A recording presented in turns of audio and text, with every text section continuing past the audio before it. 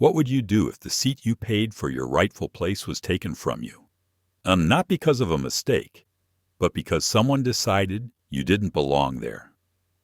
For Maya Bennett, a poised black CEO and majority owner of one of the nation's largest airlines, that question wasn't hypothetical. It happened at 30,000 feet, in front of dozens of passengers, with cameras rolling and whispers spreading. One entitled passenger, one moment of prejudice, and one choice that would decide whether this would become another quiet injustice or the start of something far bigger. What happens when the very system you helped build turns against you? How do you fight for dignity without losing your composure? And how can a single act of resistance ripple across an entire industry today? You'll witness the moment a stolen seat became a catalyst for change, the confrontation, the fallout, and the decision that grounded more than just a flight. If you believe in fairness, if you believe no one should be told they don't belong, stay with us, like, share, and subscribe, so you won't miss a single story that challenges the way we see justice in the everyday. Now, let's step onto the plane. The air inside the jet bridge was cool, but carried that faint metallic scent of recycled air and jet fuel. Passengers shuffled forward, the clack of roller bags echoing off the narrow walls. Somewhere up ahead, a child was laughing, and a flight attendant's polite voice floated back from the cabin. Maya Bennett stepped aboard Horizon Air Flight 451 from New York to Miami. She greeted the crew with a soft smile, her voice warm but reserved, and moved down the aisle toward business class. Her navy blazer fit her perfectly, the fabric catching the light each time she moved. A diamond wedding ring glimmered briefly as she adjusted the strap of her leather portfolio. Seat 3A. It was where she always sat on this monthly route. She liked the quiet near the front, the easy view of the galley, and the ability to step off quickly after landing. Sliding her portfolio under the seat in front, she settled in and pulled a copy of Forbes from her carry-on. The magazine cover featured an article on global investment trends. She had read most of it on the way to the airport, but enjoyed going through the finer details while waiting for takeoff. The hum of the air conditioning filled the space. Across the aisle, a man in 2C was talking loudly into his phone, discussing sales numbers as though the whole cabin needed to hear them. Maya tuned him out. She was thinking about the board meeting waiting for her in Miami, the acquisition talks that could shift her company's trajectory for the next decade. A shadow fell across her magazine. She looked up slowly. A man stood in the aisle, one hand gripping the top of the seat in front of her, the other holding a crumpled boarding pass. Mid-50s, maybe older. His polo shirt was wrinkled, the collar bent on one side. A thin layer of sweat glistened on his forehead despite the cool air. His face was already red, and not from the temperature. "Excuse me," he said, planting his other hand firmly on the armrest beside her. "But I think you're in my seat." Maya kept her gaze steady, the kind of calm, unblinking look that unsettled people who expected immediate compliance. She turned one page of the magazine before answering. "This is 3A, she said evenly, without defensiveness, without apology. "Exactly," the man replied, holding up the boarding pass like a piece of evidence in court. "I paid extra for this seat months ago." She raised one eyebrow, just slightly. She didn't reach for her bag, didn't scramble to defend herself. She simply studied him for a beat longer before returning her eyes to the page. The diamond on her left hand caught the cabin light again. Down the row, a young woman looked up from her laptop. She was in 3B, her hair pulled back neatly, the glow of her screen reflecting off her glasses. Her name was Lena Park, and she had been deep into editing a business school presentation until the man's tone made her pause. Something about it was sharp. Edged. "No problem," the man said to Lena without glancing at her. "Just someone who doesn't understand airplane seating." Lena's hand slid toward her phone. She had seen this kind of situation before online, in viral clips that racked up millions of views in hours. One tap, and her camera was open. Another tap, and she was live, on social media. "I think there's been some confusion," the man continued, his voice rising a notch. "This lady seems to think she belongs in business class." The words carried just enough bite to make Lena's stomach twist. She watched Maya for a reaction. There was nothing, no change in posture, no flare of temper, just stillness. A silence so deliberate it felt like strategy. The boarding process continued around them. Passengers filed past with carry-ons and coats, stealing glances as they sensed the tension. Maya's eyes remained on her magazine, but the set of her jaw was different now. Controlled, contained. "Sir, is there a problem?" a voice asked from the aisle. Lena turned to see Patricia Lang, the gate agent, making her way forward. Patricia was a 20-year veteran of airport operations, her professional smile polished but weary. "This woman is clearly in the wrong seat," the man Robert Harlow said, pointing at Maya. "Can you please handle this?" Maya reached into her blazer pocket and produced her boarding pass. She handed it to Patricia without a word. Patricia glanced at it, her eyes scanning the printed details. "Ma'am, this shows seat 3A, Patricia said after a moment. There was a flicker of confusion in her voice, as though the paper in her hand had betrayed her expectation. "That's impossible," Robert snapped. "Let me see that." But Maya had already slipped the boarding pass back into her pocket. Lena's camera caught a glimpse of it, Platinum Elite printed in gold lettering across the top. "She probably upgraded at the last minute," Robert muttered, "or traded seats with someone." The cabin speakers crackled to life. "Ladies and gentlemen, we have a brief departure delay due to a seating issue," a flight attendant announced. Robert's expression brightened. "See, you're holding up the whole flight." Patricia's smile had tightened, her posture shifting into something more guarded. She knew how to deal with angry passengers. She had dealt with hundreds. But something about this scene felt different, less about logistics and more about perception. "Sir, I'll also need to see your boarding pass," Patricia said. Robert handed it over like a winning hand in a card game. 3A, paid for months ago. Patricia studied both records, her brow furrowing. "There seems to be a duplicate assignment. This happens sometimes with our system." "Then she needs to move," Robert said immediately. "I was here first." "Actually, sir," Lena said, her voice cutting through the hum of the cabin, "she was seated when I boarded. And I've been here for at least 20 minutes. Robert turned his head toward Lena, his smile thin. "I don't care how long she's been sitting there. That's my seat." The aisle behind him was clogged now with curious passengers craning to see what was happening. Phones appeared in more hands. The tension felt heavy, pressing into the walls of the aircraft. Maya turned another page. The print was crisp under her fingertips, but her mind was elsewhere. She could feel the eyes on her, the calculations being made about who she was and why she was here. She'd lived this moment in other forms before, in conference rooms, in negotiations, in places where power was decided before a word was spoken. And here it was again, at 30,000 feet minus the altitude. She said nothing. Not yet. The air in business class had shifted. It was no longer just the quiet hum of an aircraft boarding. It was thicker now, alive with the weight of something everyone could feel, but no one wanted to name out loud.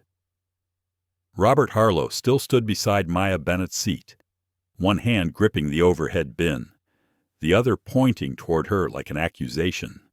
He had not moved an inch, and neither had she, Maya Bennett. Patricia Lang read again from the boarding list on her tablet, her voice flat but uncertain.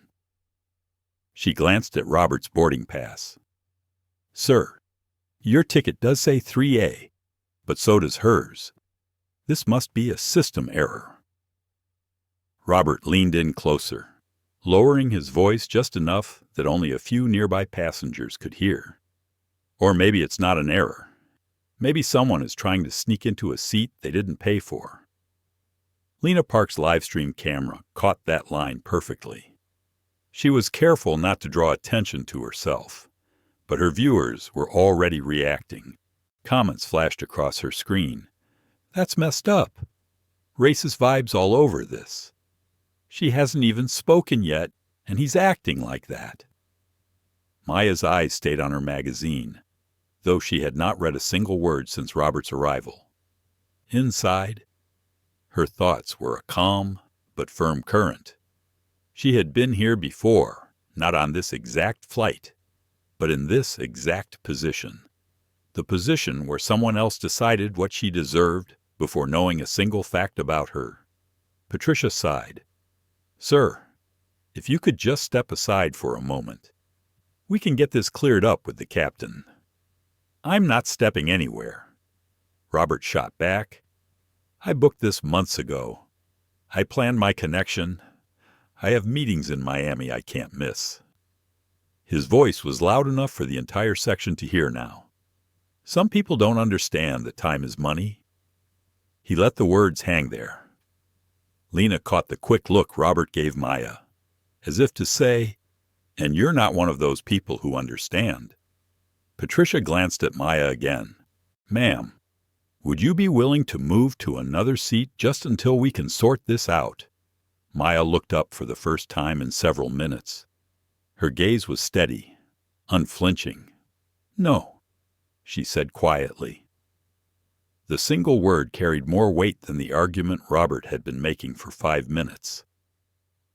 A few passengers turned their heads, curious about the woman who was refusing to yield.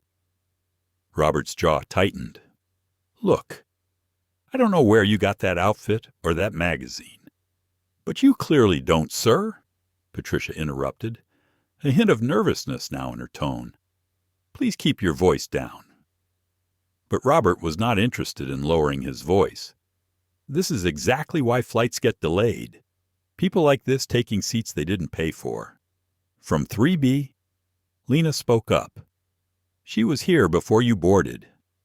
I've been sitting next to her the whole time." Robert turned toward Lena. "And who asked you? This doesn't concern you. It concerns everyone in this cabin," Lena replied without missing a beat, "especially when you're raising your voice at a woman who hasn't even argued with you." Maya's fingers rested lightly on the edge of her portfolio. She considered speaking, but decided against it. Not yet. Her silence was not surrender. It was a calculation. The captain's voice crackled over the PA. "Ladies and gentlemen, this is Captain Joel Ramirez. We are experiencing a brief delay due to a seating issue. We appreciate your patience." Robert smiled, leaning just slightly toward Maya. "Hear that? Even the captain knows this is holding up everyone." More phones were out now. 2 passengers in the row behind were openly recording. The man in 4C muttered to his seatmate, "I've seen this before. Someone gets an upgrade they shouldn't have and refuses to move." Patricia shifted uneasily. "I'll have to call the captain up here," she said. "Do it," Robert replied immediately. "Maybe he'll finally clear this up." Lena's livestream viewer count climbed past 400. Comments poured in. "That guy is unbelievable. She's so calm. Respect. Name and shame him." The moments between Patricia's call and the captain's arrival stretched long. Maya turned another page in her magazine. her posture unchanged. But inside, her thoughts were sharp. She knew she could end this in 30 seconds by showing what was in her portfolio. She also knew that doing it too soon would let them walk away, thinking it was her title, not her humanity, that had earned her respect. When Captain Joel Ramirez appeared, his expression was already tinged with irritation. He hated delays. His eyes went first to Robert Tall, red-faced, agitated, and then to Maya seated, composed, black. His voice was measured, but carried the undertone of a man who thought he already understood the problem. "What's going on here?" Joel asked Patricia. "Duplicate boarding assignment for seat 3A. Patricia explained. "Mr.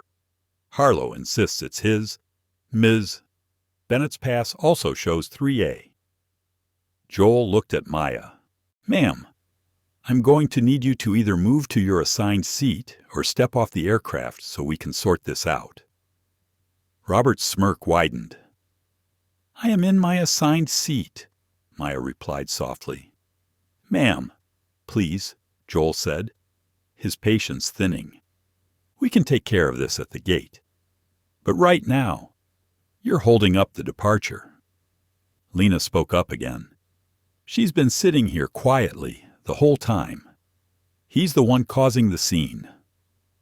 "This doesn't involve you," Robert snapped. "It does when you're harassing someone," Lena countered, her camera still trained on the scene. "And about 1,000 people watching this live would agree with me." Joel frowned. "Miss, please stop recording." "No," Lena said simply. "This is public enough already." Maya looked at Robert, then back to Joel. Her voice was calm, her tone almost conversational. "You're asking me to leave my seat, the seat I paid for, because he says it's his." Joel straightened slightly. "I'm asking you to cooperate so we can keep the flight on schedule." Robert jumped in. "She doesn't belong here. This is business class. I've been more than patient." The words were like a spark hitting dry grass. Passengers shifted in their seats. A few gasped quietly. Lena's viewer count leapt to over 800.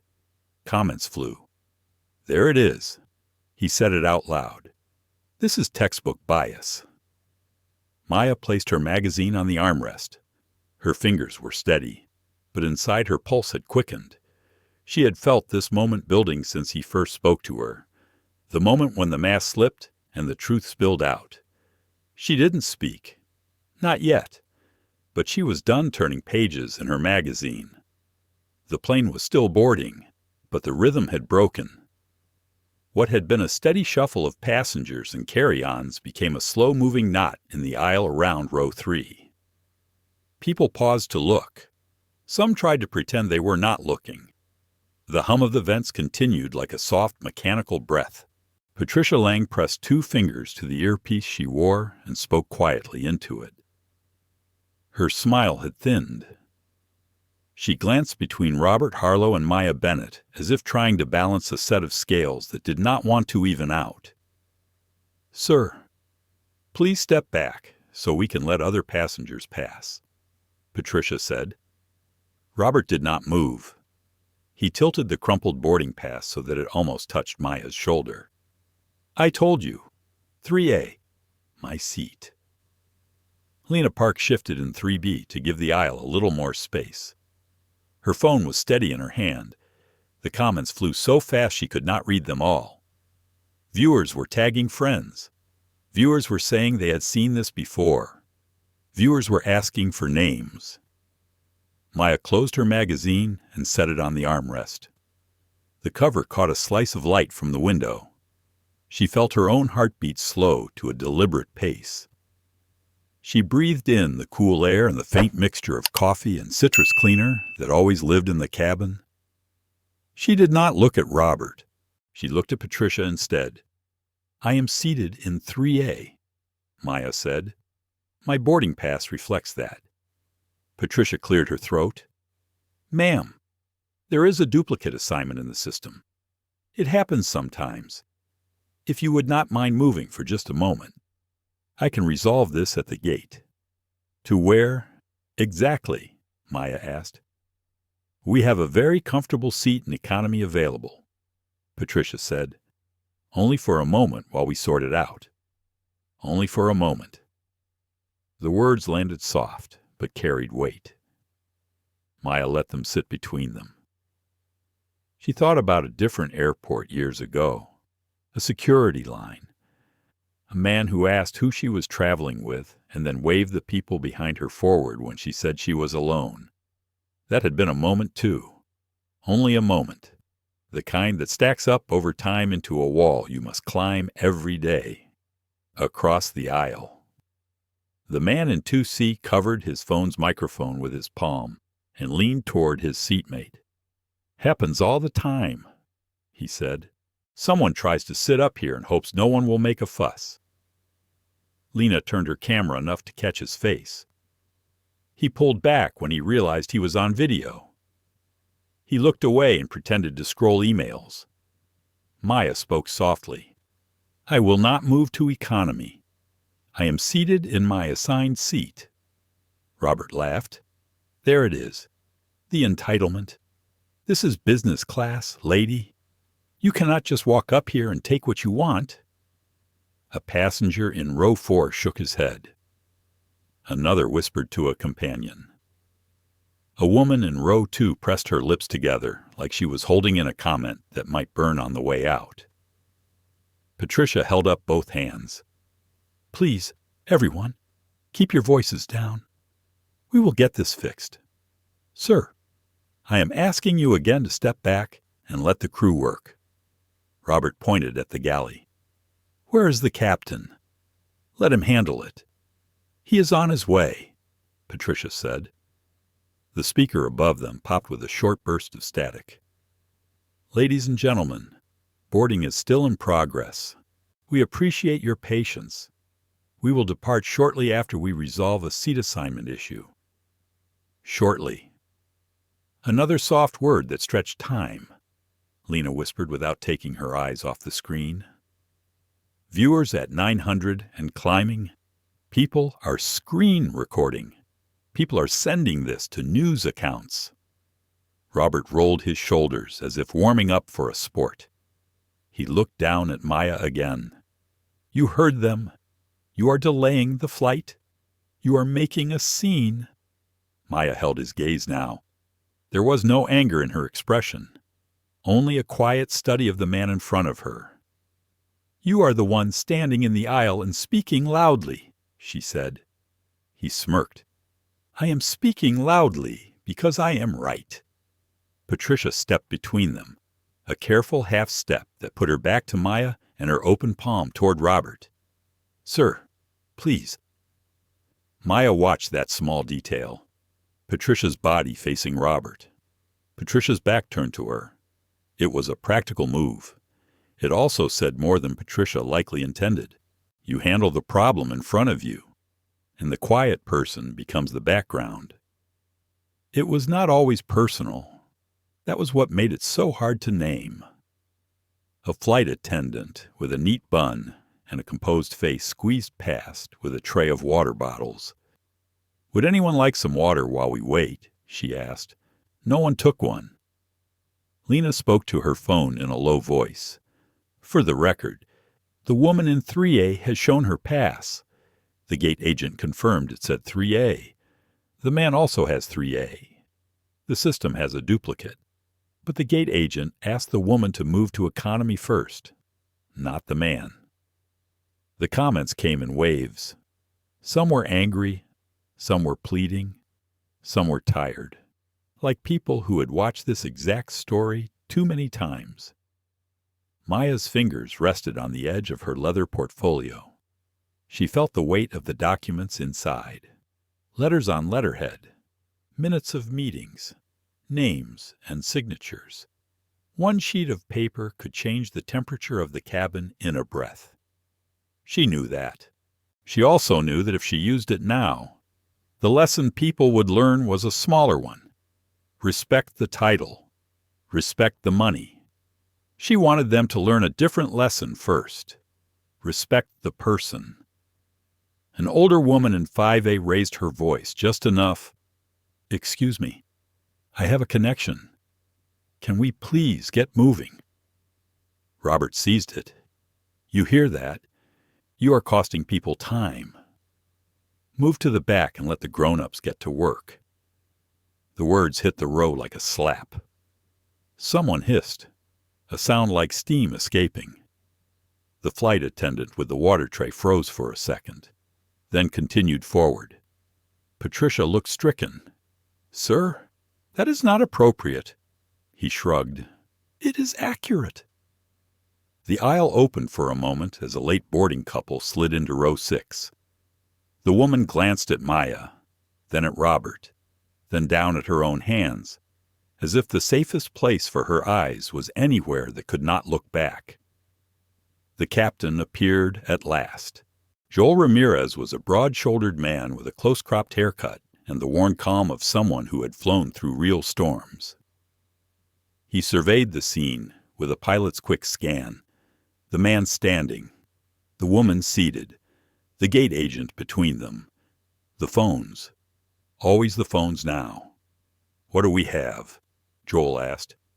Patricia repeated the facts. "Duplicate assignment for 3A. Both passengers have boarding passes. The system shows both as valid." Joel nodded once. He turned to Maya. "Ma'am, I need you to cooperate so we can keep the departure on schedule. We will resolve this at the gate." Maya looked up at him. Her voice did not rise. "I am in my assigned seat." Joel's jaw flexed. He did not raise his voice either. "Ma'am, I am asking you to stand and step off for a moment so we can move the flight forward." Robert allowed himself a small victorious inhale. Lena's voice was steady. "She has been quiet. She has not raised her voice." "He has." "You are asking the quiet one to move." Joel looked toward Lena for the first time. "Miss, please stop recording." Lena did not blink. "No." The man in 2C chuckled once. Bold move. Joel returned his attention to Patricia. "Get operations to print a new pass for one of them. Move her to a different seat for now." Patricia hesitated. "We do not have another business seat." "Then move her to the next available seat," Joel said. Maya held the captain's eyes. "The next available seat is in economy." Joel did not answer that directly. He indicated the aisle. "Please stand." There was a kind of silence that followed. Not the ordinary quiet of a plane. A careful silence. The kind that says everyone is listening for the next sentence because they will remember it later. Maya's hand tightened around the armrest for a breath. She felt the smooth curve of it under her palm. She felt the steadiness of her own spine. She felt the urge to end the game quickly. She let the urge pass. "No," she said. The word did not fill the cabin. It did not need to. It was clear enough. Joel exhaled. "Ma'am, if you do not comply, I will have to involve security, and we will have to remove you from the aircraft." Robert looked triumphant. Finally. Lena's view count touched a number that made her throat tighten. She did not say the number aloud. She felt the attention from beyond the cabin, like heat on her skin. Maya looked at Patricia. She looked at Joel. She looked at Robert last. She let herself feel what was sitting behind her collarbone, a mix of sadness and resolve, the ache of a familiar crossroads. She thought of the junior analyst she had once mentored, who had cried in a stairwell after a meeting in which 3 people forgot her name and one called her the wrong one twice. "You keep teaching the room how to treat you," Maya had told her then. "Sometimes that means you speak. Sometimes it means you do not move." Maya reached down and slid her portfolio a half-inch farther under the seat. She was not going to pick it up yet. She was not going to show anyone what was inside. Not until they told her who they were without knowing who she was. Joel lifted his hand toward the forward galley. I am calling security." A murmur moved down the rows like wind over tall grass. A few passengers looked alarmed. A few looked satisfied. Most looked away. Maya folded her hands over the closed magazine and waited. The plane kept breathing its cool, artificial air. The boarding door was still open. Somewhere in the jet bridge, a ramp agent laughed at a private joke, the sound small and distant. In 3B, Lena swallowed and steadied her grip. The red light on her screen glowed. Live. The moment stretched, and then began to tilt. Captain Joel Ramirez kept his stance in the narrow aisle, his shoulders squared, his face a picture of professional patience with a crack or two showing underneath. The low rumble of the engines on standby was the only steady sound in the cabin now. Passengers shifted in their seats, whispering to one another, trying not to be obvious. Phones were raised just high enough to catch the scene without drawing attention. Lena Park's phone wasn't hidden at all. She held it like a shield. Her viewers climbing past 1,200. The stream of comments was relentless. This is bias in real time. He's siding with the loud guy. Watch her face. She hasn't even raised her voice once. Maya Bennett sat unmoving, her back straight, her hands folded neatly over her magazine. She wasn't performing calmness for the cabin. She was inhabiting it, every breath slow, every blink deliberate. "Ma'am," Joel said, using that careful tone that sounds polite, but is built to leave no room for disagreement. "If you refuse to move, we can't push back from the gate. The rest of the passengers have connections. We have a schedule to meet." Robert Harlow jumped in before Maya could respond. "Exactly. I've been telling her that. This is costing all of us time. She was here first," Lena said from 3B. "I watched her sit down. She's not the one causing the holdup." "This doesn't involve you," Robert snapped. "It does when you're making comments about who belongs here." Lena shot back. A ripple of energy moved through the rows. Several passengers looked away, not wanting to be caught on either side. Others kept their cameras steady, sensing something important was happening. Maya's gaze moved from Robert to Joel. She studied the captain's face, the way his jaw clenched each time Robert spoke, the subtle glance he gave Robert when he used words like schedule and connections. It wasn't overt malice. It was the quiet, habitual deference to the person who was already loud. Inside, her mind weighed options. She could produce the folder in her portfolio now and end this. She could have them both scrambling to apologize within 30 seconds. But if she did, the crew and passengers would walk away, believing it was her status that mattered, not the injustice they had just participated in. Robert leaned closer, his voice dropping just enough that the microphones on the live stream barely caught it. "Some people just don't know their place." It was quick, a flash of a sentence, but it hit Maya's ears with a familiar weight, a dull echo from boardrooms and dinners and unspoken conversations where she had been tolerated, not welcomed. Lena's camera caught it. Comments exploded. "There it is. Wow." He said it out loud. "This is why you record everything." Maya didn't flinch, but she felt the line land like a stone dropped in water. The ripple spread across the cabin. A woman in 2D glanced at Robert sharply. A man in 5C shook his head.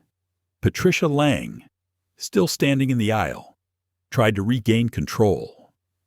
"Sir, please, that's not appropriate." Robert threw his hands out slightly. "It's the truth. I paid for this seat. I've been patient. I have an important meeting in Miami. I can't miss it because he cut himself off." But the implication was loud enough to be heard. Maya kept her voice low and even. "You don't know who I am." Robert laughed under his breath. "And I don't need to. You're in my seat. Joel stepped in again, clearly eager to move the situation forward. "Ms. Bennett, I'm asking one last time. Please step out of the seat so we can sort this out." Maya's eyes held his for a moment longer. She let the silence stretch. She wanted him to hear it, the pause, the weight of what was unspoken. Then she said, "No." The air seemed to tighten. Robert scoffed. "You can't just sit there and refuse. That's not how this works." "That is exactly how this works," Maya said, her tone still soft. "I am sitting in the seat assigned to me." From the back of the cabin came a new voice. "Let her stay. This is ridiculous." A man in economy called forward. The flight attendants glanced down the aisle, startled by the open support. Joel's voice dropped into that captain's register, meant to signal finality. "Security is on the way." Lena panned her camera to catch his face. "You're calling security on the person who's been sitting quietly for the last 20 minutes." Joel didn't respond. Robert smiled like a man convinced the verdict was his. He turned to the cabin as though to collect silent agreement. "Finally, we can move on." Maya watched him, noting the way he straightened his shoulders, the slight flush that came not from embarrassment, but from victory. She wondered how many times this man had walked away from similar moments certain he was right, certain his voice, his confidence, his insistence were proof of his correctness. The minutes stretched. Outside the plane, a ramp agent appeared in the doorway to confer with the gate staff. Patricia kept glancing between the door and Maya, as if hoping the situation might resolve itself before security arrived. Inside her head, Maya replayed Robert's sentence. "Some people just don't know their place." She could have responded in dozens of ways. She could have cut him down with facts, with titles, with numbers. She could have matched his volume. She could have made him small. But she knew that matching him would not teach anyone here the truth of what they had just seen. Lena's voice broke the quiet. "Viewers at 1400 now. People are clipping this. They're saying they've seen this exact thing before." Robert ignored her. "Let's get this over with." Maya exhaled slowly, letting the air leave her lungs in a steady stream. She thought of the meeting she was flying to in Miami, the faces around the table, the decisions that would be made about investments and partnerships, decisions she could influence to change more than just numbers on a balance sheet. And she thought of this moment, in this narrow space, with this man who believed the seat was his because he had claimed it the loudest. Her choice was becoming clearer. Security would arrive soon. But before they did, she was going to make sure everyone in this cabin saw exactly what they were part of. She reached down and brushed her fingers across the leather of her portfolio, feeling the edge of the folder inside. Not yet, she told herself. One more moment, one more reveal at the right time. Robert shifted his weight, clearly impatient now. Unbelievable. This is why flights get grounded. Maya lifted her chin just slightly. "Yes," she said, meeting his eyes. "Sometimes they do." The cabin had gone quiet, except for the hiss of the air vents and the soft rustle of people shifting in their seats. The tension was so thick it felt as though the air itself had weight. Captain Joel Ramirez stood over Maya Bennett's seat like a man trying to keep a lid on something he thought might boil over. His voice was low now, meant to sound measured, but every word carried the urgency of a clock ticking down. "Ms. Bennett," he said, "this is your last chance to cooperate. If you don't step out of the seat now, I will have to call for security to escort you off the aircraft." Robert Harlow was practically vibrating with satisfaction. His lips curved into the kind of smirk people wore when they believed they'd won long before the score was final. "Finally," he muttered. We can get this resolved and move on. Lena Park, still steady with her phone, angled the camera to capture Robert's expression. Her voice was quiet but firm. It's already resolved. She's been here the whole time. You just don't like the outcome. This isn't your business, Robert snapped without turning to her. It is when you're trying to humiliate someone in front of an entire cabin, Lena replied. Patricia Lang shifted awkwardly, her clipboard now hanging at her side. She had been in enough conflicts to know when a situation was no longer about the thing it claimed to be about. This wasn't about a duplicate boarding pass anymore. Robert's voice rose again. Look, Captain, I have meetings in Miami. Important ones. This seat was mine. I paid for it. I planned my trip around it. And she paid for hers, Lena said, nodding toward Maya. Joel's eyes flicked toward Lena for just a second before settling back on Maya. Ms. Bennett, he repeated, you need to gather your belongings. Maya looked down at her magazine, resting neatly on the armrest, then at her leather portfolio beneath the seat. Her hands remained still. Her body relaxed, but her mind was weighing the moment. She had given them every opportunity to see her as a paying passenger, deserving of the same respect as anyone else in this cabin. They had failed that test. Now it was time for another kind of lesson. She inhaled slowly and rose to her feet with measured grace. Robert stepped back just far enough to let her stand, but his smirk didn't fade.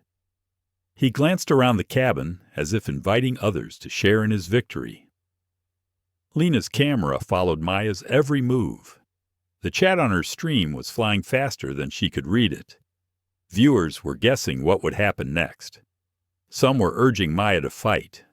Others were saying this was the part where the truth came out.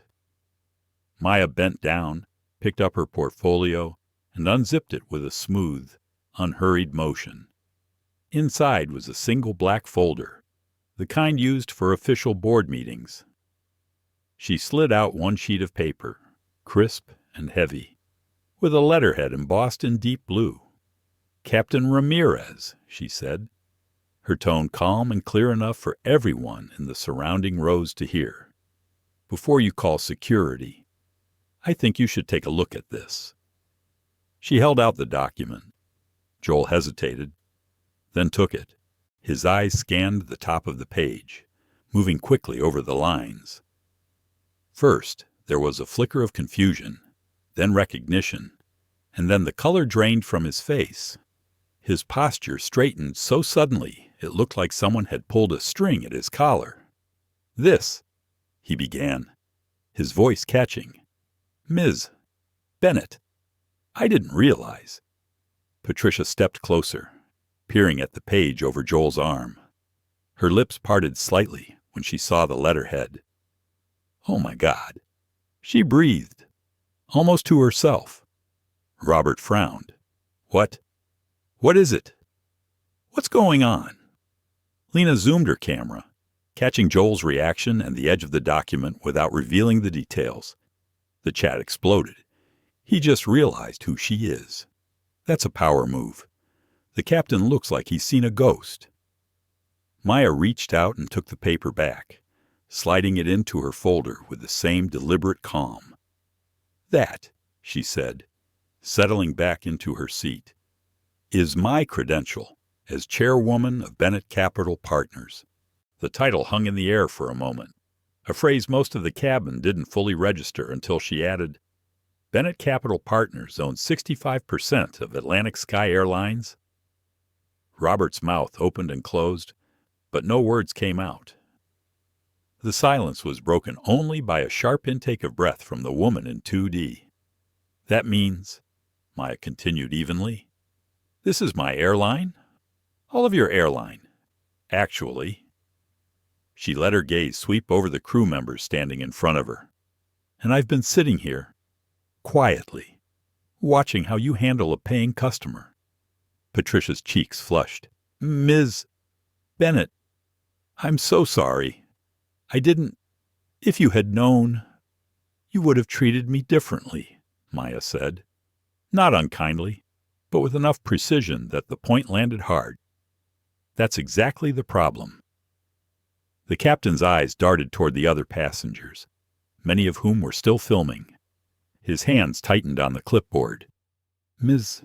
Bennett, I apologize. We all do. Robert finally found his voice, though it cracked when he spoke. You can't be serious. She's making this up. Do you think I'm lying? Maya asked, her voice calm as she looked directly at him. Robert hesitated. I don't know. Maya reached for her phone, tapped the screen twice, and held it out so he could see the contact list: CEO Atlantic Sky, VP Operations, Chief Financial Officer, all with direct numbers. Would you like me to call one of them right now? Robert took a half step back, his confidence evaporating. No, that's not necessary. Good, Maya said, placing her phone back on the armrest. Because what's necessary now is addressing the real issue here. She looked to Joel. Captain, what would you normally do to an employee who discriminated against your boss? Joel swallowed hard. We have a zero-tolerance policy. That kind of behavior would result in disciplinary action. Good to know, Maya replied. We'll discuss that in detail when we land. In the meantime, Mr. Harlow. She turned her gaze on Robert, who shifted uncomfortably under it. You assumed I didn't belong here. You tried to intimidate me. You delayed this flight. You made racist comments in front of witnesses. Robert's face was pale now. I didn't mean. You meant exactly what you said, Maya interrupted. And actions have consequences. Lena's live stream viewer count shot past 3,000. The chat filled with applause, emojis and calls for accountability. Maya leaned back slightly. Captain, please make a note that Mr. Harlow will be banned from Atlantic Sky Airlines effective immediately. Robert's head snapped toward Joel. You can't. She can, Joel said quietly. And she just did. Maya reached for her magazine, opened it to where she had left off, and smoothed the page with one hand. Now, Captain, shall we prepare for departure? Joel cleared his throat, nodded, and stepped away. Patricia murmured another apology before retreating down the aisle. Robert remained standing for a moment longer before shuffling toward his seat in economy, his eyes fixed on the carpet. The cabin felt different now, the tension replaced by a charged kind of silence. Passengers exchanged glances, some nodding at Maya, others still processing what they had witnessed. Lena ended her stream with a final shot of Maya calmly reading, the caption already forming in her mind. When you try to steal a seat from the woman who owns the airline. The engine's hum deepened as the crew prepared for pushback. Maya turned the page of her magazine, her expression serene, but in her mind, the real work was only beginning. The plane had not moved from the gate, but the energy inside business class had shifted like a current changing direction.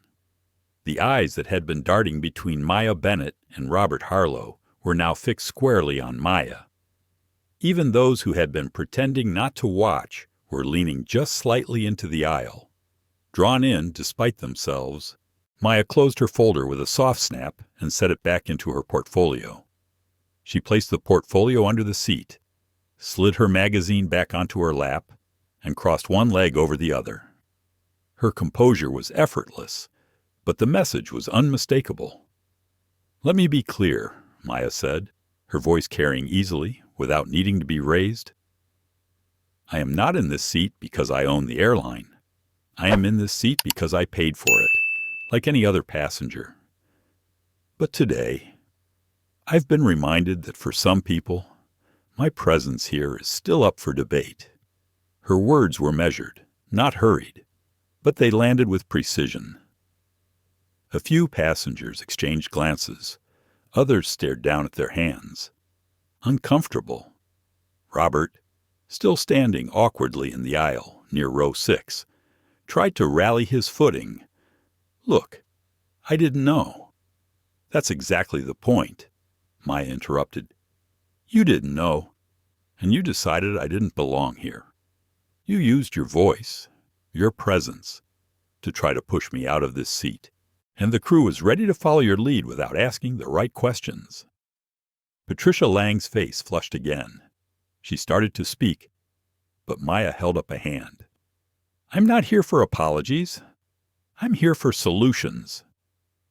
Lena Park angled her phone so it caught both Maya and Robert in the frame. Her livestream chat exploded. "This is history. She's so calm but cutting him to pieces. This is how you do it." Maya turned toward Captain Joel Ramirez, who had remained a step back, but was still close enough to be part of the scene. "Captain, you were prepared to remove me from this flight. Without proof, I was in the wrong. You deferred to the loudest voice rather than the facts in front of you. That is a problem, and not just for me." Joel's jaw flexed. "You're right," he admitted, though the words were quiet. "I should have handled it differently." "You should have." Maya agreed. "And if I hadn't revealed who I am, I suspect the outcome would have been very different." There was a murmur in the cabin at that, a subtle shifting as people acknowledged the truth they'd just heard. Robert muttered something under his breath, but Lena's camera picked it up clearly. "She's making this about race now." Maya's gaze flicked toward him. "It's about race because you made it about race the moment you decided I didn't belong. And it's about power because you assumed yours outweighed mine without knowing a thing about me." Lena lowered her phone slightly, taking in the moment with her own eyes rather than through the screen. She had seen confrontations before, but never one where the person on the receiving end held their ground with this kind of deliberate stillness. Maya stood, her posture commanding the attention of the entire cabin. "This is not the first time I've witnessed or experienced this kind of treatment on Atlantic sky flights, and I assure you, it will be the last time it goes unchecked." Robert's shoulders sagged. "I said I didn't know." "Exactly," Maya cut in again. "You didn't know, but you acted anyway. That's what bias looks like. It's not always shouting or slurs. Sometimes it's the quiet assumption that you're in the right and someone else is not, based solely on how they look." The silence that followed was heavier than before. It wasn't the tense silence of a brewing argument. It was the weighted silence of realization settling over a room. Maya looked at Patricia. "You will document this incident in full detail and send it directly to the Atlantic Sky Board. I will be expecting a copy." Patricia nodded quickly. "Yes, Ms. Bennett and Captain Ramirez," Maya continued. "We will be meeting in Miami with your senior management team to discuss immediate policy changes. That meeting will happen within the next 24 hours. "Yes, ma'am," Joel said. Lena's phone vibrated in her hand as the viewer count ticked past 4,000. The chat was wild now. People from across the country tagging news outlets, calling for headlines, demanding change. Maya returned to her seat, smoothing the crease in her blazer before picking up her magazine again. "Now," she said, her voice light but with a trace of steel beneath, "let's get this flight in the air. We've already lost enough time." Joel gave a short nod to Patricia, who turned and walked briskly toward the front of the plane to coordinate departure. Robert remained in the aisle a moment longer, as if considering whether to say something else, but the weight of the eyes on him was too much. He turned and walked toward the back, escorted by a flight attendant. The engine's hum deepened as the aircraft prepared to push back. The boarding door closed with a solid thud, sealing the cabin from the terminal. Lena glanced at Maya. You didn't have to say all that, but I'm glad you did. Maya looked at her with a faint smile. Silence has its uses, but sometimes the right words at the right time can do more than any title or document. The plane began to roll slowly backward from the gate, outside the window. The ground crew moved with efficient precision, guiding the aircraft onto the taxiway. Inside, business class had settled into an uneasy quiet. Maya let her eyes drop back to her magazine. But she wasn't reading. She was thinking about how easily this could have gone another way, about the thousands of passengers without her resources or platform who had been pushed aside in moments just like this. She thought of them as the engines roared to life, carrying the plane toward the runway. This, she decided, was only the beginning. The aircraft leveled into the climb, the seatbelt sign still lit. But the atmosphere in business class was nothing like the usual polite quiet of an early flight. Every passenger in the first few rows had seen what just happened at the gate and during boarding. Phones were still in hands, some covertly recording, others typing furiously as if the world outside needed to know before the plane even reached cruising altitude. Maya Bennett sat in 3A with her magazine open but her eyes forward. She wasn't reading. She was listening to the sound of movement in the galley ahead. Hushed voices between crew members, the metallic clink of service trays, and a tone in those whispers that told her they were still rattled. She waited until the initial flurry of the climb subsided and the engine settled into a steady drone. Then she unbuckled her belt and stood, not abruptly, but with the slow certainty of someone who knew every eye in the room would follow her. Lena Park in 3B lowered her phone just enough to give Maya a questioning look. Maya glanced at her briefly and then stepped into the aisle. The movement drew the attention of the flight attendant stationed near the galley. "Ms. Bennett, can I get you something?" the attendant asked quickly, almost as if eager to make up for the earlier insult. Maya shook her head. "I need to speak with Captain Ramirez and the senior cabin crew. Now." The attendant nodded and slipped into the galley. Moments later, Patricia Lang and Captain Ramirez emerged, their expressions composed but taut. Behind them was Tanya Morales, the flight supervisor, who had joined mid-boarding when things were already tense but had hung back, observing. "Let's step into the galley," Maya said.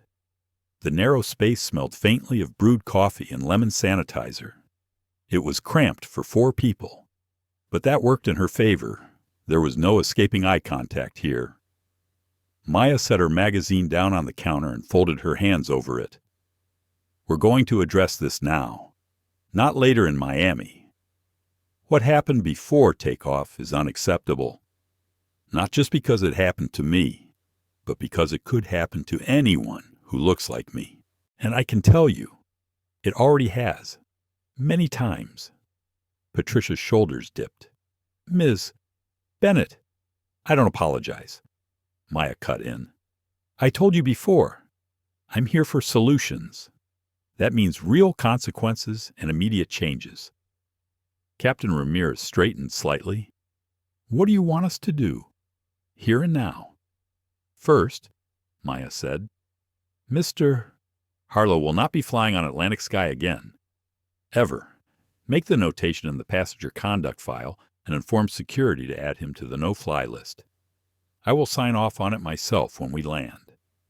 The captain's brows lifted slightly. "We can do that." "Good. Second," Maya continued, "this incident will be documented in full detail, every decision made. Every word spoken and sent directly to the board without being filtered through mid-level management. I want those reports on my desk within 48 hours. Tanya nodded quickly. "I can make sure that happens." "Third," Maya said, letting her gaze settle on Patricia, "you and every gate agent, flight attendant, and captain in this company will complete advanced unconscious bias training within the next 90 days. No exceptions. I'll be speaking to corporate HR about the implementation, and I expect full cooperation from flight crews." Patricia swallowed and nodded. "Yes, Ms. Bennett." "And fourth," Maya added, "this conversation we're having now, it's going to be public. Not in a way that humiliates you personally, but in a way that makes it clear to the public that Atlantic Sky does not tolerate discriminatory behavior and is taking action. That transparency will be our accountability." Joel exhaled slowly. "Understood." Maya's tone softened slightly, but her gaze didn't waver. "You all have a choice. You can treat this as a one-time embarrassment and hope it fades from memory, or you can treat it as the turning point where we became the airline other carriers looked to as a model for fairness and dignity." "Which is it going to be?" Tanya answered first. "The turning point," Patricia followed, her voice quieter. "The turning point." Joel hesitated just a beat longer before nodding. "The turning point." Maya picked up her magazine from the counter. "Good. Let's make sure we act like it." She stepped back into the aisle and returned to her seat. Lena was watching her closely. "You just banned him, didn't you?" she asked in a low voice. "Yes," Maya replied simply, settling back into 3A. "And that's just the start." The rest of business class had been silent during her brief absence, but whispers picked up now. A man in 2C leaned toward his seatmate. "That woman, she's not just a passenger."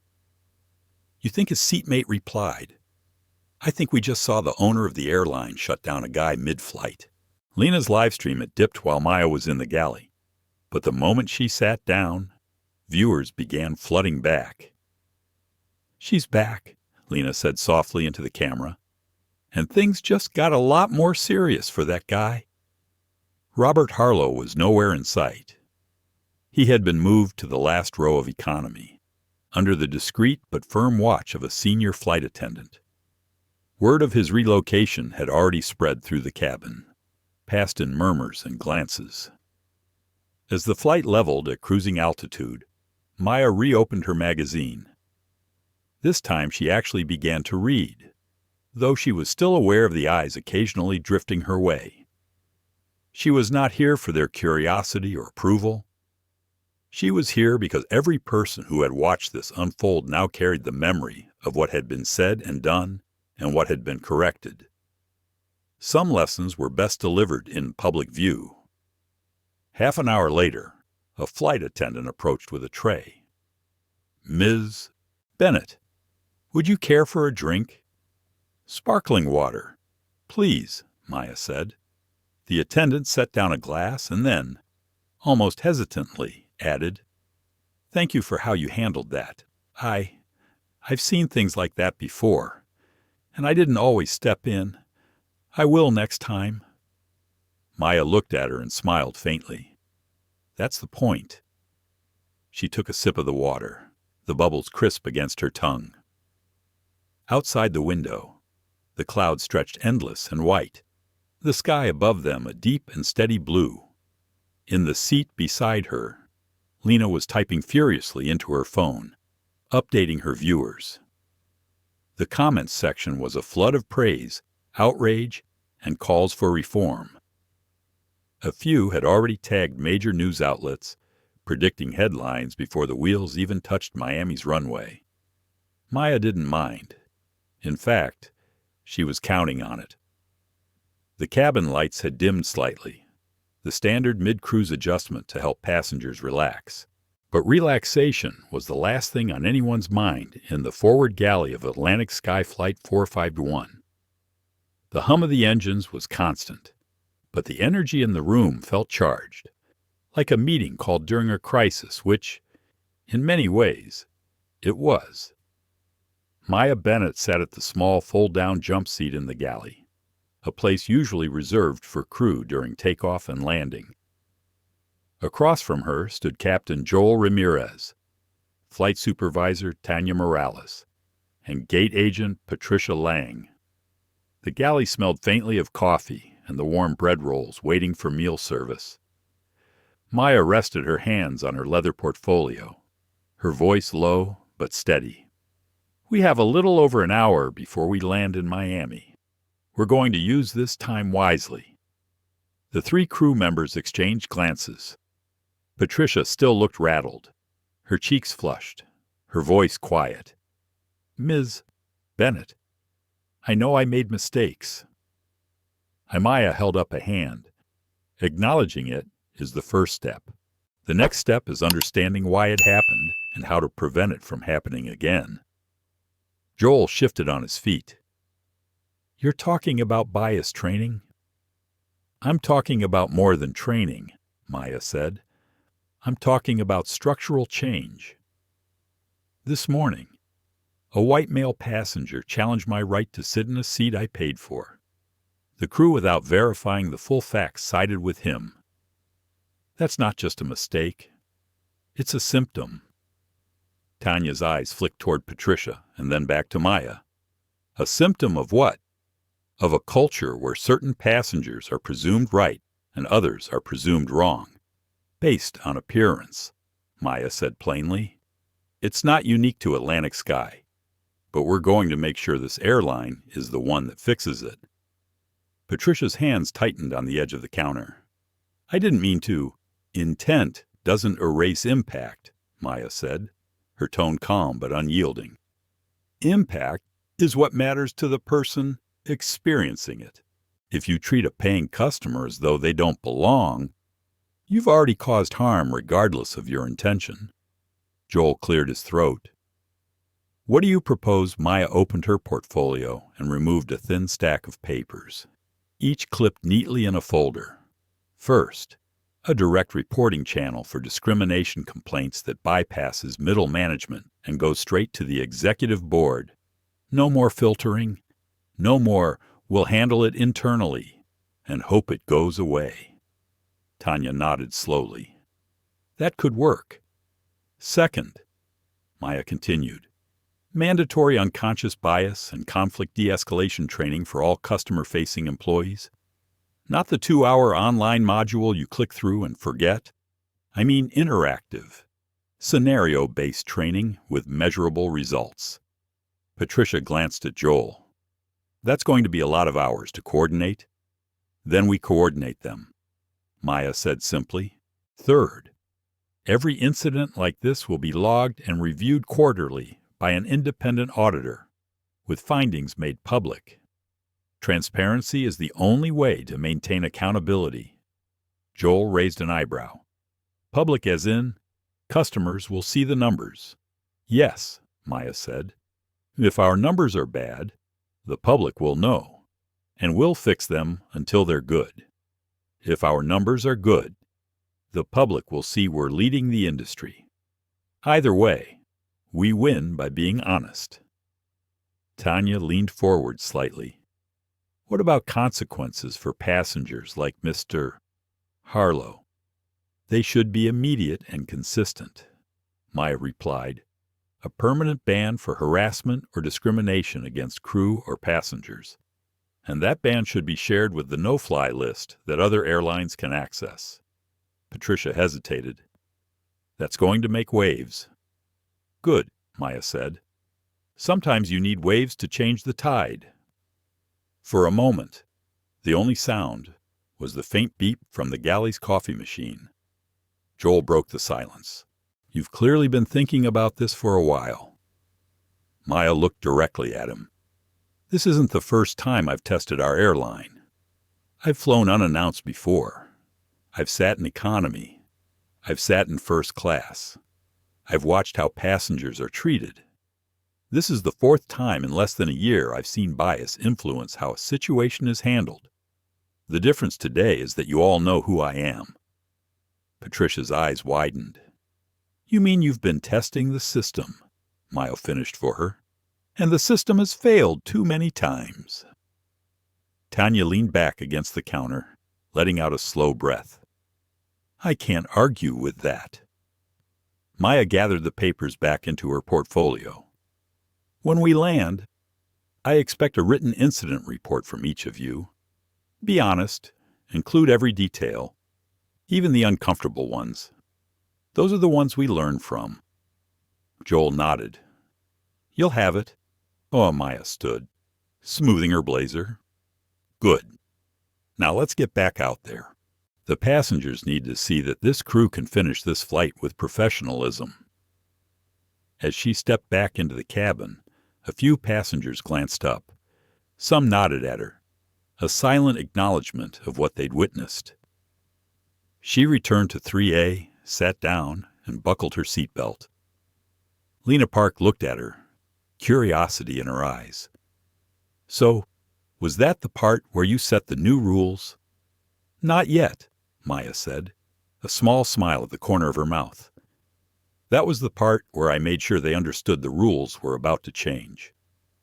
Lena grinned and turned her phone back toward her own face. Update for everyone watching. She's not done yet, not even close. The comments section exploded. Viewers speculated about what would happen when the plane landed. Some predicted a press conference. Others thought there would be immediate corporate action. A few simply wrote, I wish I had that kind of composure. Maya closed her eyes for a moment, letting the hum of the engines fill her ears. She thought about the faces of the other passengers, some supportive, some embarrassed, some defensive.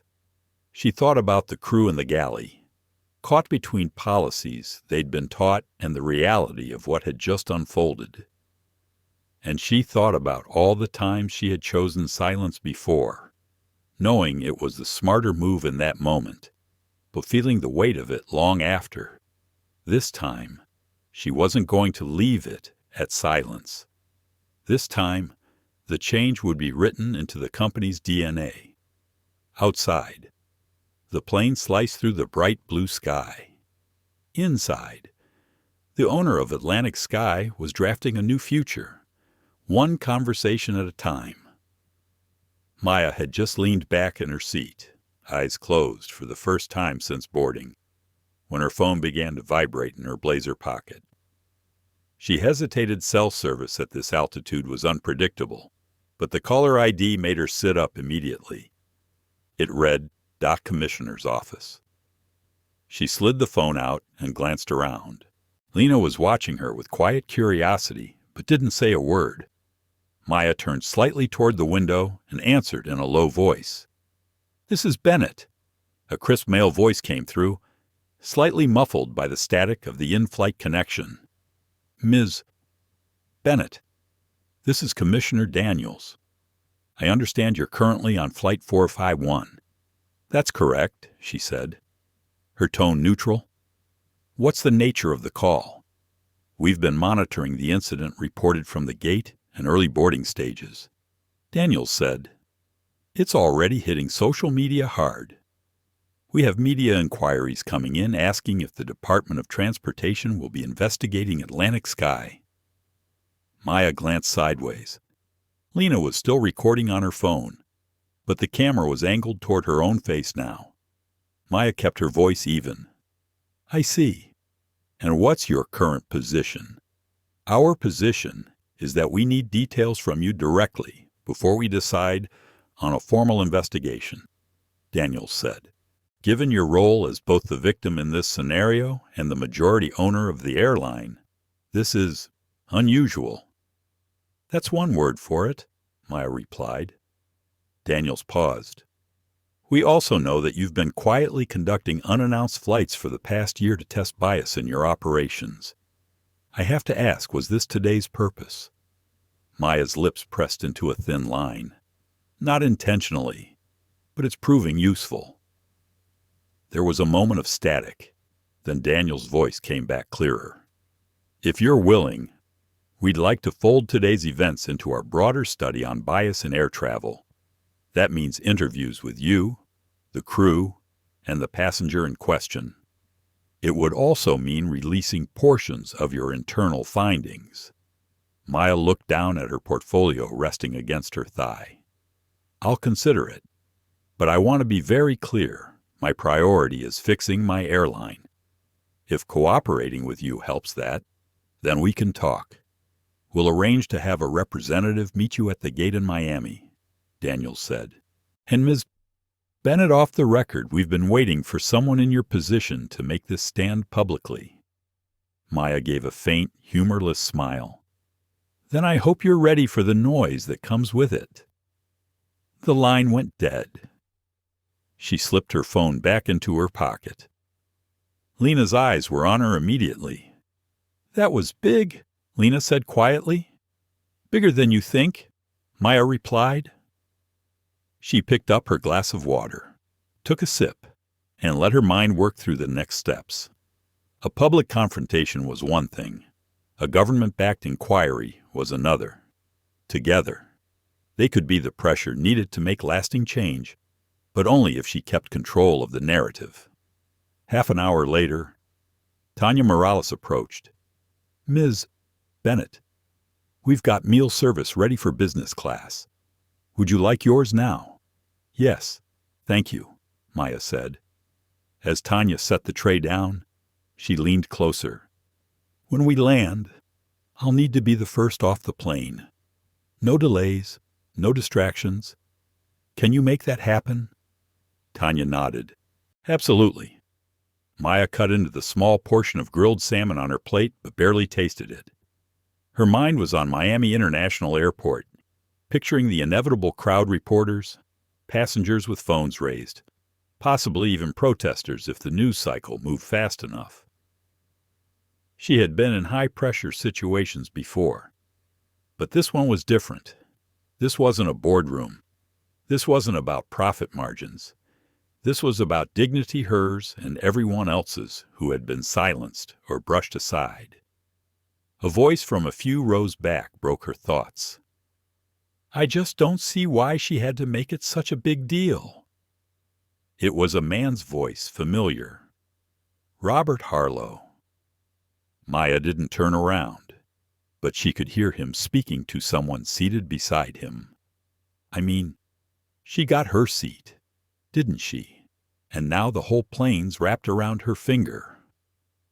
Lena raised an eyebrow at Maya, clearly having heard it too. You want me to say something? Maya said, her voice calm. Let him talk. Every word is a mirror. She refocused on her meal, letting the conversation behind her fade into the background. What mattered now wasn't convincing Robert of anything people like him rarely shifted in a single moment. What mattered was setting up a system where his kind of thinking had no power to harm. An hour before landing, Captain Ramirez's voice came over the intercom. Ladies and gentlemen, we're beginning our initial descent into Miami. Please ensure your seat belts are fastened and your seat backs are in their upright position. Maya gathered her belongings portfolio, magazine, phone. She felt the subtle drop in altitude, the change in engine pitch. Through the small oval window, the clouds thinned, revealing the shimmer of the Atlantic and the edges of Miami's skyline. She glanced at Lena. When we land, stay close. Things are about to move quickly. Lena nodded, slipping her phone into her pocket, but keeping her hand near it, ready. The plane banked gently, lining up with the runway. The hum of anticipation in the cabin grew not just for arrival, but for whatever waited on the ground. Passengers whispered about what they'd witnessed, some already planning to post their own accounts online. Maya sat still, eyes forward, her breathing slow and steady. She knew the moment the door opened, control of the environment would be harder to maintain. But for now, in these final minutes of flight, she had the advantage of time to think and steel herself. She thought of the commissioner's words. We've been waiting for someone in your position to make this stand publicly. Yes, she thought, and once I do, there's no going back. The seatbelt sign chimed on again, and the plane began its final approach. The runway grew larger in the window until the wheels hit with a firm, decisive thump. The engines roared in reverse thrust, slowing the aircraft as the Miami terminal came into view. Maya looked down at her folded hands. This was it. Whatever happened next would set the tone not just for her airline, but for the entire industry. And she was ready. The plane rolled to a smooth stop at the gate, but the atmosphere inside was anything but calm. Passengers were leaning into the aisles, grabbing bags, whispering in hushed but excited tones. The air buzzed with anticipation, as though everyone could feel something significant was about to happen. Maya Bennett stayed seated in 3A, her seatbelt still fastened even after the familiar chime released the rest of the cabin. Her focus was on the front door, where the jet bridge would soon connect. She had asked Tanya Morales for a clean path off the plane, and from the way Tanya hovered by the galley, Maya knew the supervisor was ready. Lena Park leaned toward her. You've got a crowd waiting out there. I saw it through the window when we taxied in. How big? Maya asked quietly. Big enough to make this go viral in 10 minutes flat. Lena replied, cameras, reporters, even some passengers from other gates watching. Maya inhaled slowly. The moment she stepped into that terminal, the controlled environment of the airplane would disappear. The narrative could scatter, twist, and grow in ways she couldn't predict. But she had been preparing for this kind of chaos her entire career. A crackle came from the PA system. Captain Ramirez's voice filled the cabin. Ladies and gentlemen, we ask that you remain seated momentarily to allow for a priority disembarkation. Thank you for your cooperation. The murmur of voices rose in curiosity. Maya could feel the shift passengers wondering who was so important they had to be let off first. Those who didn't already know were about to find out. The door opened with a metallic thunk. The scent of airport air, sterile and faintly coffee-laced, rushed in. Tanya stepped forward. Ms. Bennett, we're ready for you. Maya stood, collected her portfolio, and stepped into the aisle. Every head in the first 3 rows turned toward her. A few passengers nodded in quiet support. Others watched with open curiosity. Robert Harlow, slouched in his economy seat, narrowed his eyes as she passed but said nothing. As she reached the doorway, she caught the first glimpse of the terminal beyond. Reporters clustered near the end of the jet bridge, their cameras already raised. A few security officers stood between them and the aircraft door. The moment Maya stepped onto the bridge, questions began flying. Ms. Bennett, can you confirm you were asked to give up your seat for a white male passenger? Are you filing a discrimination complaint against your own airline? Is it true you're meeting with the Department of Transportation today? Maya didn't stop walking. I'll speak once we're in the terminal, she said evenly. Security escorted her through the jet bridge and into the gate area, where a semicircle of cameras and microphones waited. The crowd behind them passengers. Curious onlookers watched in a mix of fascination and anticipation. She stopped just past the podium, normally used for boarding announcements. Tanya and Captain Ramirez flanked her at a respectful distance. Lena had somehow slipped into the front row of the crowd. Phone raised, but eyes on Maya. Maya placed her portfolio on the podium and spoke clearly, her voice carrying without a microphone. This morning, a passenger attempted to have me removed from my assigned seat in business class. The gate agent and crew initially supported that request without verifying the facts. That decision was influenced by bias, unconscious or otherwise, and it was wrong. The crowd was utterly still. Cameras clicked in rapid bursts. I am Maya Bennett. She continued, I am the majority owner of Atlantic Sky Airlines, and I want everyone here to understand, if this can happen to me, it can happen to any of you." A murmur rippled through the crowd. "I am not here to humiliate individuals," she said, glancing toward Patricia Lang, who stood at the edge of the group, looking pale, "but I am here to hold my company accountable. Today, we are implementing immediate steps to ensure that passengers are treated with fairness and dignity, regardless of race, gender, or any other factor." She outlined the policies she had discussed: mid-flight direct reporting to the board, mandatory scenario-based bias training, independent audits, and a shared no-fly list for discriminatory passengers. "This is not a press stunt," she said. "It is a systemic change, and it starts now." One reporter called out, "Ms. Bennett, will the passenger involved be banned from Atlantic Sky?" "Yes," Maya said without hesitation. "Effective immediately." Gasps and murmurs filled the air. Another reporter asked, "And the Department of Transportation?" "They've already contacted me," Maya replied. "I will be cooperating fully, and I expect Atlantic Sky to become the standard by which other airlines measure themselves." The crowd erupted with more questions, but Maya closed her portfolio. "That's all for now. The work begins." Security moved in to guide her toward a side exit.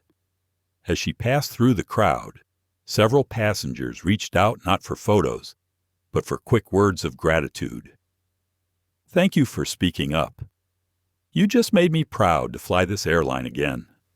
About time someone did something." She gave each a brief nod. In the private lounge upstairs, Commissioner Daniels was waiting. He stood as she entered, extending a hand. "You handled that well. Direct, calm, and impossible to spin against you." "That was the goal," Maya said, shaking his hand. "Are you ready to move forward with the investigation?" he asked. "Yes," she said, "and I want it to be thorough. If we find systemic bias, I'll make sure it's not just corrected here. It'll be a model for the industry." Daniels nodded. "Then let's get started." As they sat, Maya felt the weight of the morning begin to settle, not as a burden, but as a responsibility. She had turned an insult into a catalyst. Now the real work would test her resolve even more than the confrontation had. Outside, the Miami sun streamed through the lounge windows, illuminating the tarmac where the plane she had just stepped off was being serviced for its next flight. Somewhere in economy. Robert Harlow was probably telling anyone who would listen that he had been treated unfairly. But the truth was already out in the open, and it was larger than him now. Maya opened her portfolio and began outlining the first official steps. This was more than one passenger's bad behavior. It was a turning point, and she intended to make sure the tide never turned back. The private lounge had been cleared of everyone except Maya Bennett, Commissioner Daniels, and 2 aides from the Department of Transportation. A tray of untouched coffee sat on the side table, its steam fading in the bright afternoon light spilling through the windows. Outside, planes taxied lazily across the tarmac, oblivious to the kind of conversation that could reshape the industry they served.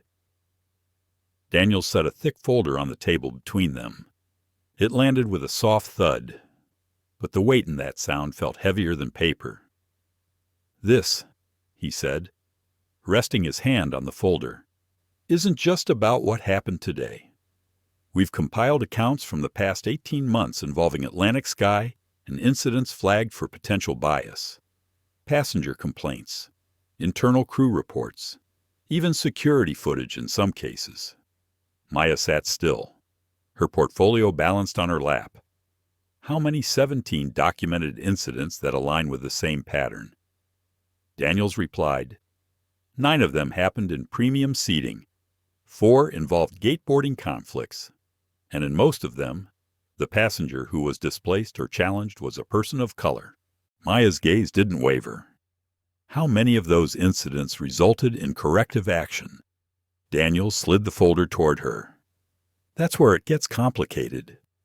In all but 2, the cases were closed without further investigation. Most were labeled as misunderstandings.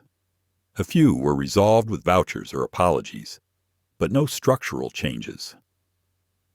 She opened the folder. The first page was a photo still from security footage, blurry, but clear enough to show a black woman standing at a boarding gate, visibly upset, speaking to a uniformed attendant. The caption read, "Passenger removed from seat 4B for reallocation to a white male frequent flyer." The next report described a Latino father traveling with his daughter, told at the gate that their upgraded seats had been accidentally double-booked. Both were reassigned to middle seats in economy, while the replacement's 2 white businessmen were seated in the vacated premium spots. Maya read slowly, her jaw tightening with each line. She could feel the aides watching her, measuring her reaction. "I could say I'm shocked," she said at last, "but I'm not. I've seen parts of this firsthand. What I haven't seen until now is how deep it runs." Daniels leaned forward. "That's why your role here is so unusual. Most executives find out about these things from the outside. You experienced it from the inside. That gives you credibility if you choose to use it." "I will," she said, flipping to the next file. It was a report she hadn't known about 3 months ago. A black teenager in business class was told by a flight attendant that he must have boarded in the wrong section. The report ended with, "Passenger relocated to original seat after ID verification. Crew advised to be more careful in the future." Her hand stilled on the page. "Advised to be more careful," she said, almost to herself. "That's the equivalent of telling them to whisper next time." Daniel's expression hardened. "Exactly. And now we get to the most pressing question. What do you want to do about this?" "Maya." She closed the folder and sat back. "We fix it. Not quietly. Not internally. And not in a way that can be undone when leadership changes. This becomes part of Atlantic Sky's operational DNA. And I want oversight not just from my own board, but from you. You're inviting federal oversight into your own company." One of the aides asked, incredulous. "Yes," Maya said without hesitation. "Because if I'm serious about change, I can't be afraid of transparency." Daniel studied her for a moment, then nodded slowly. "That will set a precedent. Other airlines will resist it." "Good," Maya replied. "Let them resist. It'll only make them look worse when the numbers prove them wrong." The conversation shifted to logistics, how the audit process would work, the structure of reporting channels, timelines for implementing the training program. Maya was meticulous, asking pointed questions, writing quick notes in her portfolio.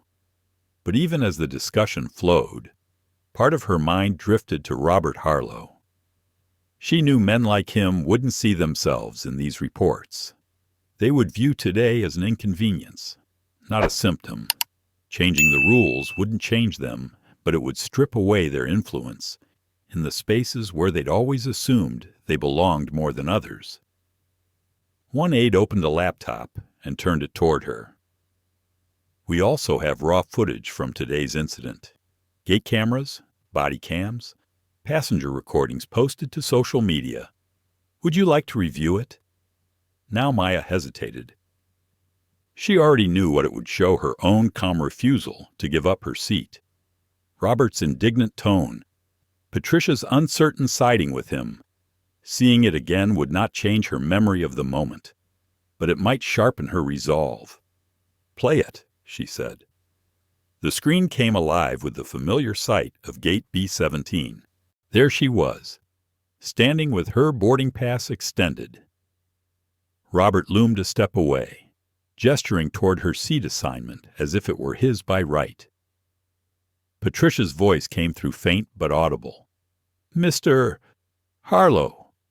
Let's get you seated first, and then we'll sort this out. Maya felt the old heat rise in her chest. Not anger, something deeper, heavier. The quiet knowledge of how many times a variation of that moment had happened to others without an audience, without a camera, without the ability to push back. The video ended with her walking down the jet bridge, portfolio in hand, Robert glaring behind her. Daniels closed the laptop. This will be part of the official record. Maya stood, smoothing her blazer. Good. I want it to be. She looked out the window again, at the endless motion of the airport planes arriving, departing, ground crews moving like clockwork. The system was massive, but not untouchable. Daniels extended his hand again. We'll draft the memorandum of understanding tonight. Are you prepared for the backlash? I've been prepared for years, she said, shaking his hand firmly. I just needed the right moment to act. Today was that moment. As she left the lounge, she passed a bank of televisions in the terminal. Every screen was tuned to a news network, and there she was stepping off Flight 401 speaking into the cameras. The Chiron read Atlantic Sky. CEO confronts bias in mid-flight standoff. Travelers in the seating area looked up at her, some with recognition, others with curiosity. One woman mouthed, "Thank you." As Maya walked by, she kept her pace steady. The evidence was now undeniable. The investigation underway. But she knew the final step would be the most critical, turning the findings into reforms that could not be undone. That battle was waiting for her in Part 12 of this fight, and she intended to win it. The conference room was silent, except for the faint hum of the ventilation system. Maya Bennett sat at the head of the long table, a thick binder open in front of her. Across from her were the Department of Transportation officials, their expressions steady, prepared. To her right sat members of the Atlantic Sky Board, and to her left, a line of senior executives who looked like they'd been holding their breath since the meeting began. Commissioner Daniels cleared his throat and began. After a thorough review of incidents spanning the last 18 months, the DOT has determined that Atlantic Sky Airlines demonstrated a consistent pattern of unequal treatment toward passengers of color. While many of these incidents were dismissed internally as misunderstandings, the evidence shows that bias, both conscious and unconscious, was a determining factor in multiple seating and boarding disputes. No one moved. The words hung in the air like a verdict.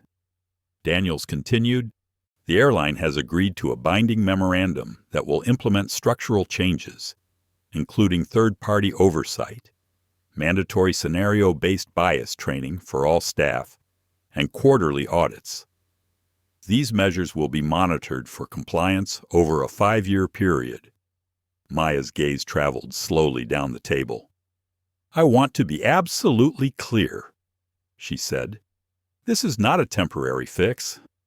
This is the beginning of a permanent shift in how this airline treats people. We are setting the standard, and I expect everyone in this room to meet it." One board member, a silver-haired man named Arthur Blake, leaned forward. "Maya, these measures are costly. The audits alone." She cut him off with a look that stopped him cold. "The cost of doing nothing is higher. You want to talk numbers? Let's talk about the loss of trust, the lawsuits we'd face, the customers we'd never get back. You can't put a discount tag on dignity." A murmur of agreement passed among a few board members. Others stayed silent, calculating. Daniels closed his folder. "The DOT will issue its public statement in 1 hour. Ms. Bennett, the floor will be yours after that." When the officials left, the room seemed to exhale. Maya remained seated, flipping to a blank page in her binder. She began writing the points she wanted to make to the public, not just the facts, but the message. At the top of the page, she wrote, "This is bigger than one flight." 55 minutes later, she was standing behind a podium in the airline's main press hall. Cameras filled the space, their blinking lights reflecting in the polished floor. A wall of microphones bristled in front of her. The air was electric. This was the moment the narrative would crystallize, one way or another. She began calmly, her voice carrying with the steady confidence of someone who knew the weight of her words. Good afternoon. As you know, recent events have brought to light a series of unacceptable incidents within Atlantic Sky Airlines. Today, with the Department of Transportation, we are announcing a comprehensive plan to eliminate bias from every stage of the passenger experience. She spoke of the binding agreement, the oversight, the audits. She made it clear this was not a marketing initiative, but a systemic overhaul. Then she shifted, her tone deepening. Some will say this is an overreaction, that incidents like the one I experienced on Flight 451 are rare. To those people, I say this: if it can happen once, it can happen again. And if it can happen again, then it's not rare. It's a pattern. She paused, letting the silence stretch. When I was asked to give up my seat, it wasn't just about a chair on an airplane. It was about the quiet message that some people are seen as belonging more than others. That message ends here, not only for Atlantic Sky, but if I have anything to say about it for the entire airline industry. A reporter raised his hand. Ms. Bennett, do you believe this will change how other airlines operate? Yes, she said without hesitation. Change doesn't start when everyone agrees it's necessary.